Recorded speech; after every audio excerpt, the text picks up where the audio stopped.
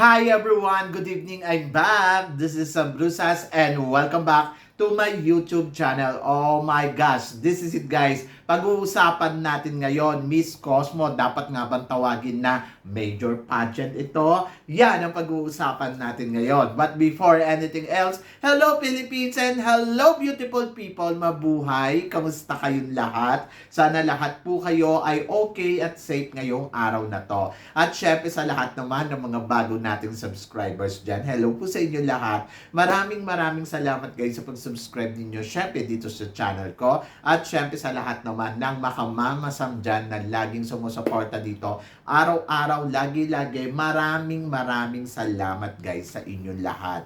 Syempre, usapang Miss Cosmo tayo ngayon. So ito nga, dapat nga bang tawagin ang Miss Cosmo na major pageant kahit unang taon pa lang nila.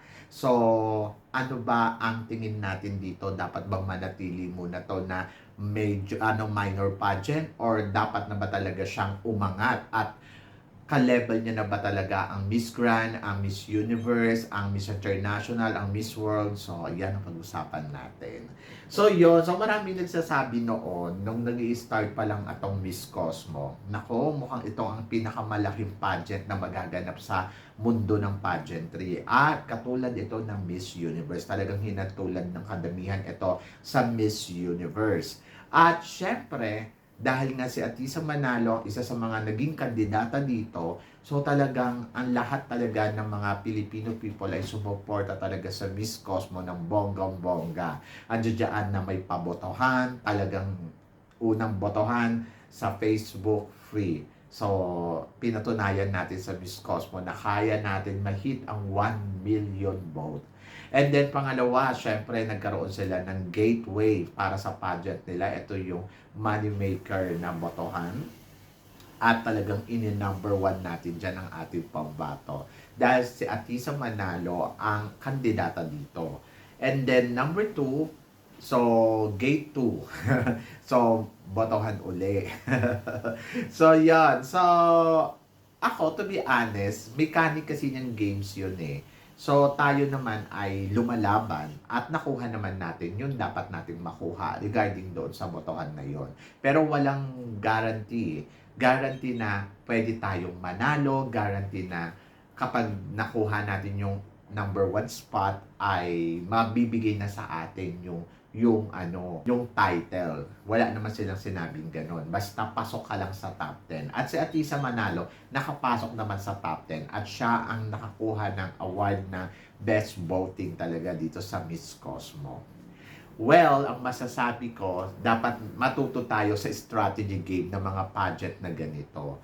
Una, hindi natin kailangan makipagpukpukan para lang masabi natin na nako, tayo ang mananalo dito kapag nanalo tayo sa botohan. Kasi di ba nagpakasakali kasi tayo na baka pag napansin nila na ganun kadami yung suporta ng mga Pilipino ay pwede na nilang mailagay sa number 1 spot yung ating kandidata dahil ano nga, tinatawag dito dahil nga sa yung popularity talaga.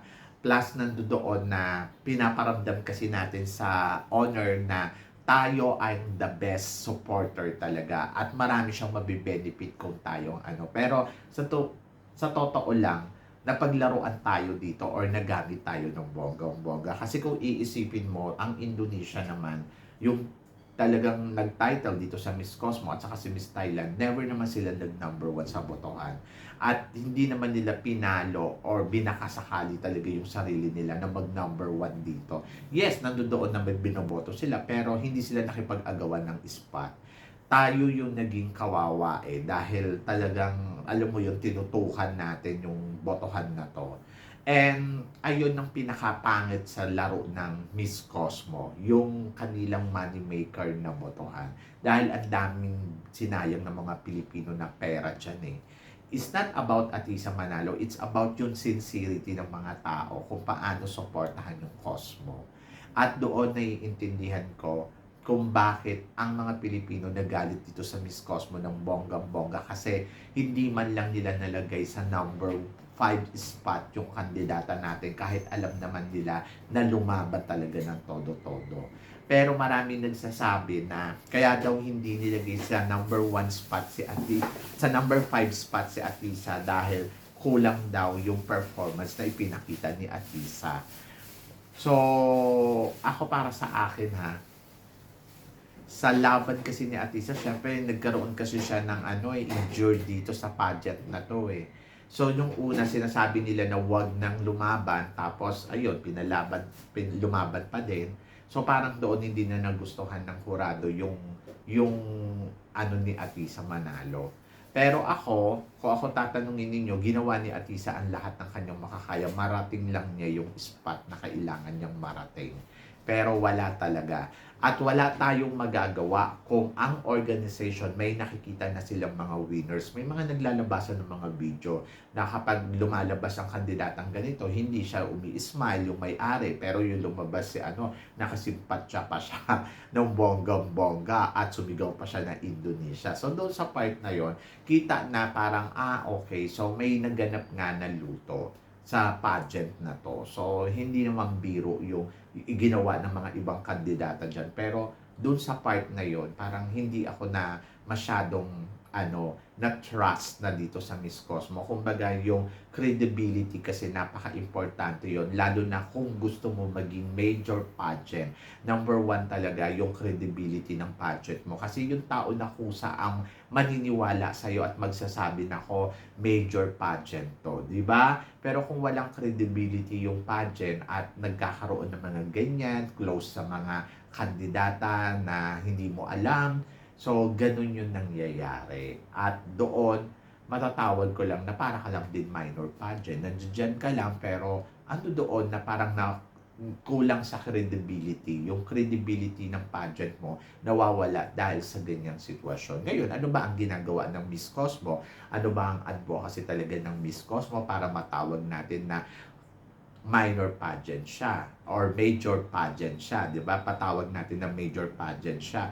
Wala naman tayo nakikita na ginagawa nila. So, 'yon. Kaya ako para sa akin, siguro wag siyang magmadali. Siguro dahan-dahan ipakita niya yung credibility ng pageant niya at magkaroon sila ng advocacy kung ano ba talaga yung gusto nilang i-advocate. Si Miss Grand nga medyo nahihirapan kuhanin tong major pageant na to para matawag kahit may napatunayan talaga yung kanyang pageant at kung gaano ba kabongga talaga yung pageant niya.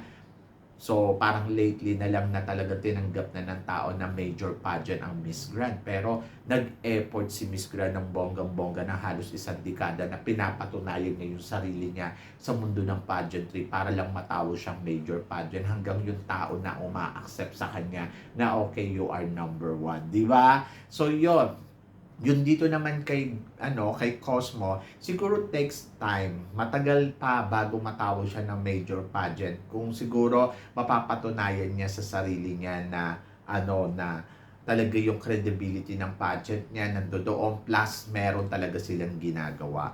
At sana next time, 'di ba? Huwag niyo naman paglaruan yung mga kandidata dahil hindi biro ang laban na ginagawa nila. So ngayon, medyo nandoon na ako masasabi ko, nakakatakot magpadala ng kandidata dito kasi hindi natin alam kung ano ba, magugustuhan ba nila or nakakarating ba to sa dulo ng competition. Kasi sa totoo lang, ang dami naman talagang kandidata nung nakaraang taon na maganda, mas deserved din, pero hindi nila pinanalo. So yon, so sa part na yon medyo talagang masasabi ko, may malabo pa at medyo mahihirapan dito si Miss Cosmo dahil nawala yung tiwala sa kanya, lalong-lalo na ng mga Pilipino, di ba? Tapos ang dami pang insidenteng nangyari na hindi naman natin alam ko ano ang naging resulta doon sa mga insidenteng yon. Kaya yung mga tao, ang sinasabi nila, nothing major in our lives. Maybe just for them, they can be declared all things they believe in, but as long as the world and universe rather does not recognize, nothing to be bothered. The Philippines is confidently beautiful with the heart, sabi ni Garci Mogar. At sabi naman nung iba, earn more credibility just like other major pageant. Don't rush. So, agree ako dito sa sinabi ni Richard. And then, sabi naman ng iba, it will be take 50 years before become a major pageant. Hindi naman 50 years, kailangan humintay ng 50 years. Yung siguro yung tumagal ka muna. Siguro at least dekada or mahigit doon. Katulad ng Miss Grand, di ba? So, kailangan mong mag-invest. And then, yung credibility nga na tinatawag na sana makita sa'yo ng tao para mas lalo kang mahalin. And then, ayun, bawas-bawasan ang pagiging cooking show. Charot. So, yun. Kasi diba, napaka-importante na hindi sila dapat cooking show. Yun. Ay nako, so medyo mahihirapan talaga sila. Kung ganyan ang sistema niya, for sure lifetime siyang minor pageant. Remember, lahat ng major pageant na mayagpag ang Philippines, kung ayaw niya ng Pinas, minor siya. So, yan.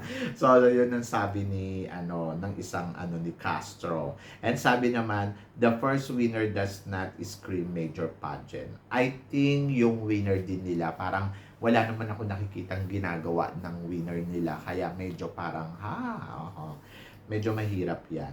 Bitter mas bitter pa sa taytay. Ay, may ganon. So, sabi naman, unang pageant ganyan agad, pinanalo nila, kaloka sila. Napaghahalataan agad. Kasi nga naman, hindi mo naman kasi masisi. Kasi nga, una, yung winners nila, hindi naman sa pag-aano sobrang ganda talaga. Oo, parang alam mo yun, very queenly yung dating. And then number 2, ayoko naman siya laitin, pero nandoon ako sa part na parang I think yung beauty niya pang runners up. Ganon. Then siguro nandoon lang din na nagalit tayo talaga sa kanila kasi nga 'di ba, parang ang ending kasi parang nakawawa kasi nila yung pambato natin. Yung parang ganun yung dating, na parang wala yung value nung kandidata natin na alam naman natin na sobrang iningatan din ng tao. Pero guys, dapat maging fair pa rin tayo sa kanila na parang patunayan nila kung gusto nilang maging major pageant sila, patunayan nila sa atin yung credibility nila, ipakita nila para alam mo yun, yung naniniwala yung mga tao sa kanila. Kasi kaya sila ginaganito ngayon.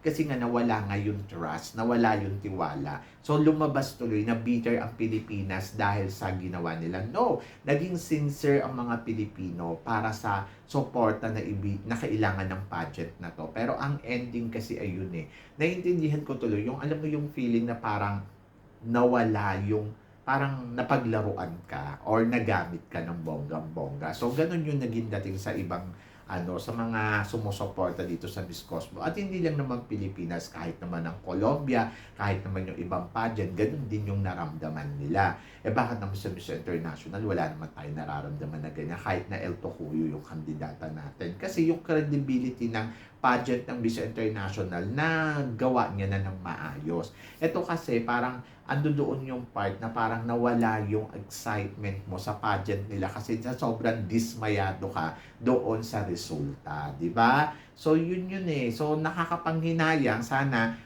naging matalino din yung kanilang honor, and then ang ginawa niya ay talagang yung mga powerhouse country talaga, sinet niya yun doon sa top 5 para at least, di ba, yung paniniwala sa kanya nandoon. Kumbaga parang, okay. Pero kasi hindi ang purpose mo parang kinalaban mo at pinaglaruan.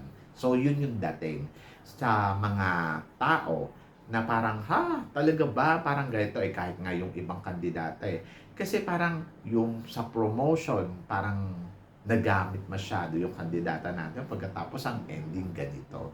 So siguro ganito talaga dahil pageant to, but tingnan natin sa mga susunod na taon kung paano niya kukunin yung loob ng sambayan ng Pilipino. Kasi 'di ba, number 1 diyan, talagang malakas ay ang Philippines.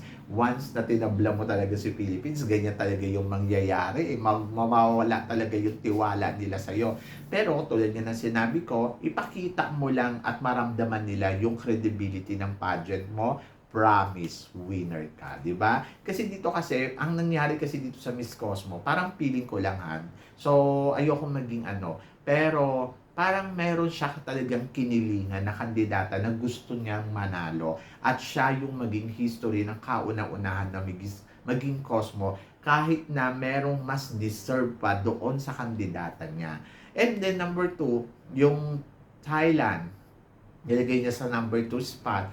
Yes, magaling naman yung pambato ng Thailand. Pero ano ba talaga? Kasi ang sinasabi ninyo, Impact Beauty. So, Impact Beauty, pero parang nawala yung promotion ninyo at nawala yung ingay ninyo sa social media. Kasi, hindi ko alam kung gaano ba kayo kay-impact talaga. So, yon. Or siguro dahil nga hindi tayo nanalo dito, kaya ganito yung pakiramdam natin sa kanila. Anyway, kung ano man yung mga plano nila sa mga susunod na pageant nila, at sana magawa nila yun ng maayos. At ayun lang, ma-prove lang nila sa mga Pilipino yung credibility ng pageant nila, I think, yes. And don't rush para sa minor pageant kasi parang feeling ko marami pa silang dapat patunayan para makuha nila talaga yung minor pageant na title na yon para sa pageant ng Miss Cosmo. I wish all the best para sa Miss Cosmo. Ako naman, naniniwala naman ako pag naayos naman nila yan, nakita nila yung mga mali nila, may tutuwid nila yan hanggang sa maging perfect sila, hanggang sa ayun na, marating na nila yung tagumpay ng pageant nila. Diba? So, yan. Nakakaloka. So, kayo guys, ano guys ang masasabi ninyo dito sa pinag-uusapan natin ngayon? So, please comment below para at least malaman ko naman kung ano naman ang chika mo dito sa mga pinag-uusapan natin. So, yun guys, syempre maraming salamat sa inyong lahat sa suporta at pagmamahal na binibigay ninyo syempre dito sa channel ko. At sa mga hindi pa po nakaka-subscribe dyan, please don't forget to click like and subscribe my channel. At i-click nyo na rin po ang notification bell para more updated kayo syempre sa aking mga chika. So, ganun, always keep smiling and always think positive. Walang imposible guys. Magtiwala lang tayo sa kanya. Kaya guys, hanggang dito na lang. Hanggang sa muli nating chikahan. See you tomorrow. Thank you guys. Nakakaloka.